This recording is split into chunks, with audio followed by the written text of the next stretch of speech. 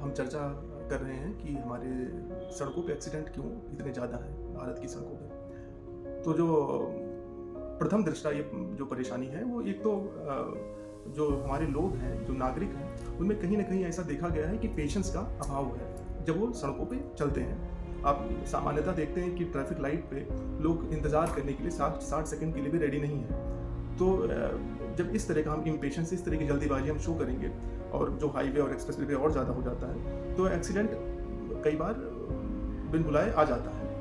दूसरा, कहीं ना कहीं जो हमारी गवर्नमेंट है उसने आइडेंटिफाई किया है कई ब्लैक स्पॉट्स जो जहाँ बहुत शार्प टर्न होते हैं या कहीं स्पीड ब्रेकर बहुत ज़्यादा है, तो उस तरह के उसको हमको धीरे धीरे एलिमिनेट करना है। वैसे शार्प टर्न्स को या वैसे जगह को आइडेंटिफाई करने जहाँ हमारे एक्सीडेंट ज़्यादा हो रहे हैं। आप जैसे जो लोग हैं जो समाज में जागरूकता फैला रहे हैं उनका भी एक इसमें दायित्व आता है कि एडमिनिस्ट्रेशन और पीपल को साथ मिलाएं, दोनों में वार्तालाप जब होगी ज़्यादा। हमारा सबका कर्तव्य है कि अपने अपने रूल को फॉलो करें। अगर हम अपना रूल फॉलो करेंगे तो सामने वाला भी फॉलो कर रहा है अगर, तो दोनों सुरक्षित वहाँ से हम निकल सकते हैं। दूसरा है कि जैसे सबसे ज़्यादा होते हैं कि हाई स्पीड, इसके लिए अवेयरनेस प्रोग्राम होने चाहिए। उसके बाद मोबाइल के साथ कई बार मोबाइल यूज़ करते हुए ड्राइव करते हैं या नशा करते हुए, तो इसके लिए तो अवेयरनेस प्रोग्राम ही होने चाहिए। दूसरा, ये एक सोशल प्रॉब्लम है, बहुत बड़ी प्रॉब्लम है कि लोग क्यों नशा कर रहे हैं। हो सकता है कि कोई ट्रक ड्राइवर अगर वो जा रहा है तो वो परेशान हो सकता है कि वो इकोनॉमिकली परेशान हो, उसके घर में कुछ प्रॉब्लम हो, तो ये बहुत बड़ी प्रॉब्लम है जो एक सोल्यूशन से नहीं हो सकता।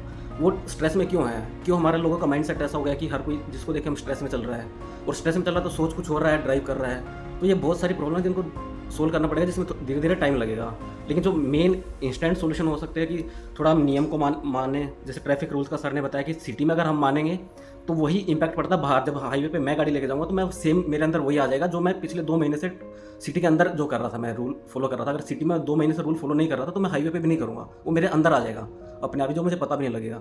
तो इंस्टेंट तो ये हो सकता है कि सर रूल को फॉलो करवाया जाए, और जो हमारे फाइन्स वगैरह है वो सब प्रॉपर, जो सिस्टम है गवर्नमेंट वो प्रॉपर काम करे। मेरा नाम दिलीप कुमार है, मैं कोर्स कोऑर्डिनेटर भागीदारी भवन। अभी हम लोग की चर्चा हो रही सड़क दुर्घटनाओं पे, तो बहुत सारी चीज़ें अभी बात हो चुकी है। इस पर मैं एक चीज़ कहना चाह रहा हूँ कि जो सबसे ज़्यादा जिनका नुकसान होता है वो 2 व्हीलर्स पे लोग जो होते हैं, वो उनकी डेथ ज़्यादा होती है कि बड़े व्हीकल जो है वो बच जाते हैं। तो कोशिश ये होनी चाहिए कि स्पीड जो है नियंत्रित की जाए। ज़्यादातर देखने में आया कि जैसे सुबह लोग टहलने जा रहे हैं, पीछे से गाड़ी आई और उसको जो है उछल लिया, तो वो नियंत्रण जो है उस पर हो किसी तरीके से AI का इस्तेमाल करके, जैसे नवीन जी ने बताया कि गाड़ी जो है 50, 60, 70 की स्पीड से ज़्यादा नहीं होनी चाहिए।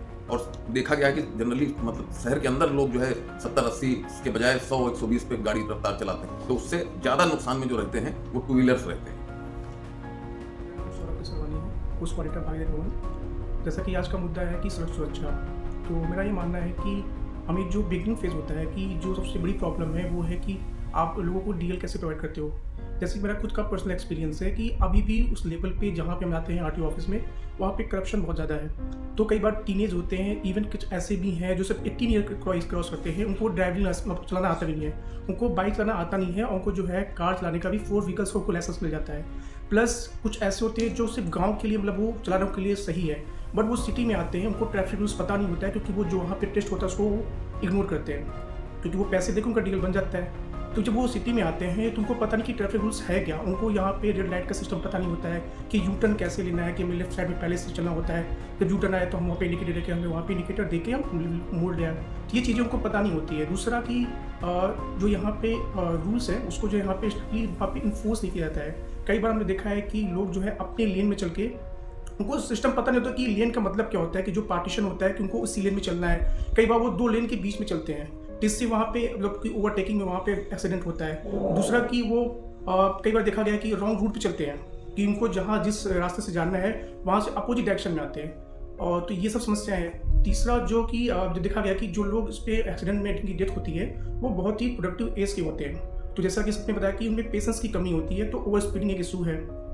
और जो एक जैसे कि NCRB की डेटा है उसमें जो है फैक्टर आता है कि जो सबसे जो है डेथ होती है उसमें जो पेडेस्ट्रियन है, जो राहगीर चल रहे हैं, उनका भी वहाँ पे मतलब अच्छा उनका डेथ होता है। तो हमें उसमें जो है थोड़ा सा मतलब ये इंफ्रास्ट्रक्चर जो है बॉटलनेक्स है कि हमारे यहाँ जो पेडेस्ट्रियल पाथ हैं वो अच्छे से बने नहीं हैं, तो लोग जो है पैदल कैसे वॉक करेंगे, तो कई बार जो है ओवर स्पीडिंग के कारण उनकी डेथ हो जाती है बिना किसी गलती के। तो इन सब जो है जो मूलभूत सुविधाएं जो कि कमी है, जब तक उसको हम पूरा नहीं करेंगे तब तक जो है एक्सीडेंट पे कंट्रोल करना कठिन होगा।